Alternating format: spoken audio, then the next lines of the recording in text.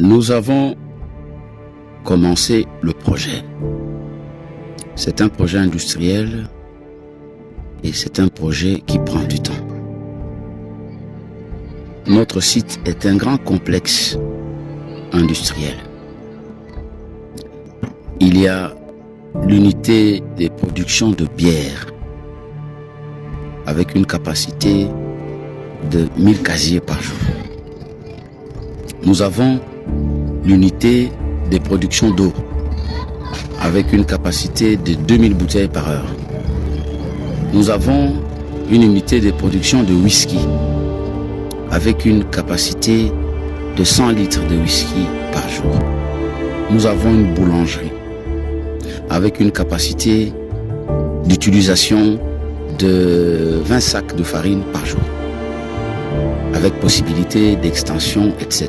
Mais au début, on va commencer petit, et tant que les gens puissent apprendre à maîtriser la qualité, la régularité de la production, etc.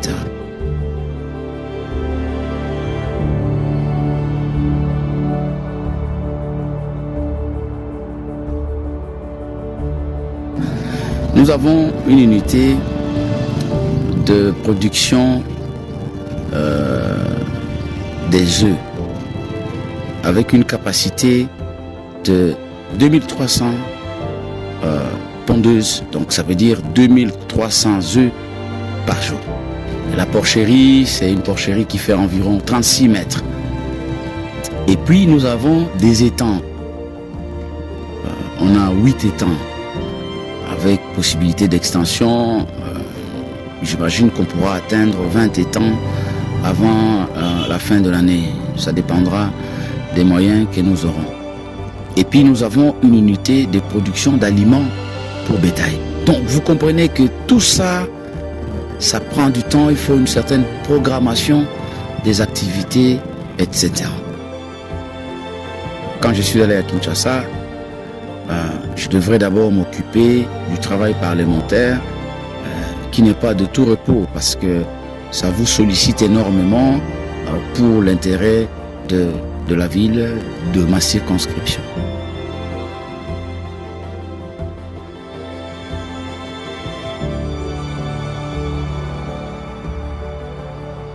Alors, les 3 conteneurs qui sont arrivés maintenant contenaient des équipements pour la production d'eau d'abord.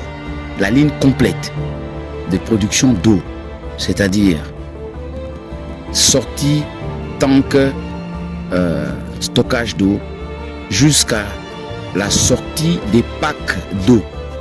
C'est-à-dire, vous avez les traitements d'eau, stabilisation microbiologique, chimique, etc. Stockage d'eau traitée, mise en bouteille, étiquetage, datage, empaquetage, etc. avec tous les transporteurs. Tous ces équipements sont déjà à Bandundu ville.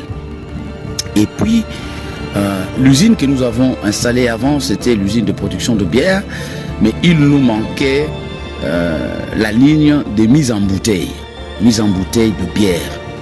Et toute la ligne de mise en bouteille de bière est arrivée.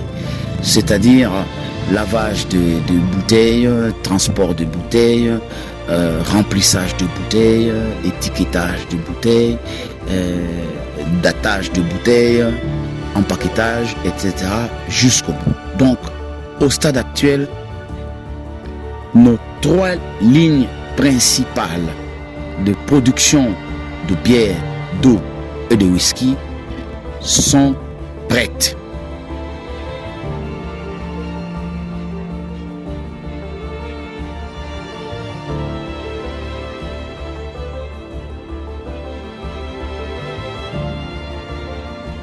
L'étape suivante, ça va être que des ingénieurs qui font partie de l'équipe qui nous a vendu les équipements arrivent à Bandundu.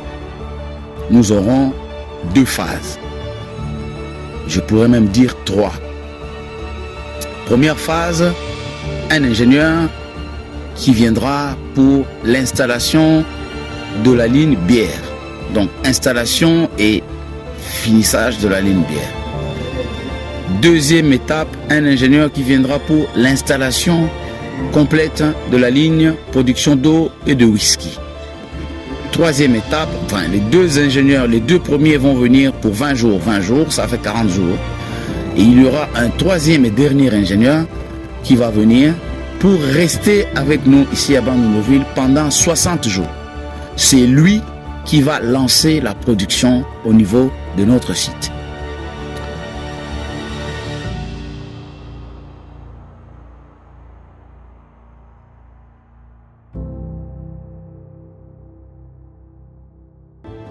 Pour que tous les réglages soient faits correctement, que les ingénieurs soient formés, que la production démarre, que les rythmes de production soient maintenus, jusque 60 jours, avec possibilité sur 2 ans de maintenance de nos équipements. Le contrat a déjà été signé de maintenance pendant 2 ans. Nous allons dire, allez, si on fait une approximation, d'ici la fin de l'année, il y aura beaucoup de segments de cette unité de production qui vont démarrer. Et tout ça, c'est pour que nous répondions à la vision du président de la République qui veut qu'on puisse créer des emplois pour les jeunes. Nous avons une grande capacité d'utilisation des jeunes, de professionnalisation des jeunes. En tout, il y aura pas moins de 1000 jeunes qui vont travailler dans ce complexe-là. De la production bière jusqu'au niveau des étangs. Sans compter les emplois indirects, c'est-à-dire des dépôts de stockage de produits pour la bière, pour l'eau, pour le whisky, pour les pains, etc., pour les œufs. Tout ça, ça va encore créer des emplois indirects. Mais en termes d'emplois directs, on sera à pas moins de 1000 jeunes qui vont travailler. Mais je vais demander un peu de patience parce que nous allons démarrer pas seulement avec des jeunes, mais aussi avec des seniors. J'ai pris la décision d'engager un certain nombre de seniors, des retraités, de gens qui ont travaillé dans des entreprises, qui sont allés en retraite et qui ont accepté de venir donner le go parce que vous savez, la culture du travail dans notre ville n'existe presque pas. Il faut donner l'impulsion. Donc nous allons travailler et avec des seniors et avec des jeunes pour que les seniors puissent laisser en quelque sorte le travail aux jeunes. Mais ça doit se faire de façon graduelle. Donc les vieux seront là, les jeunes aussi. Les vieux auront des responsabilités, mais ils savent que avec le temps, ils vont devoir abandonner ces responsabilités au profit des jeunes.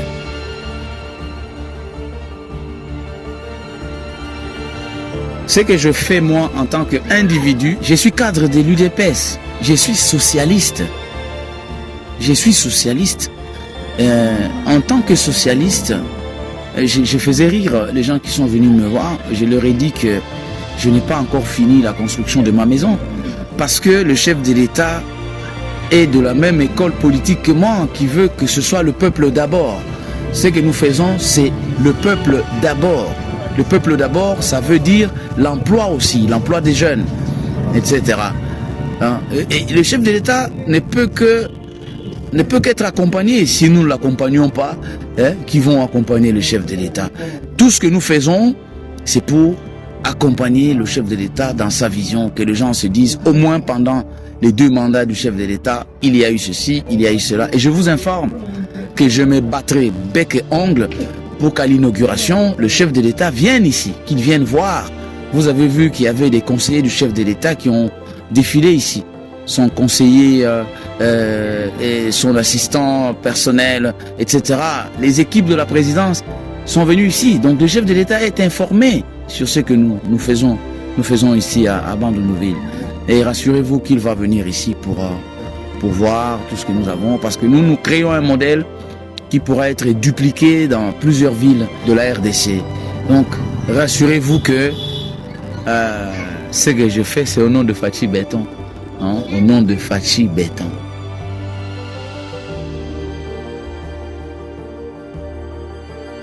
À la population de Bandundu, je vais demander qu'elle soit calme.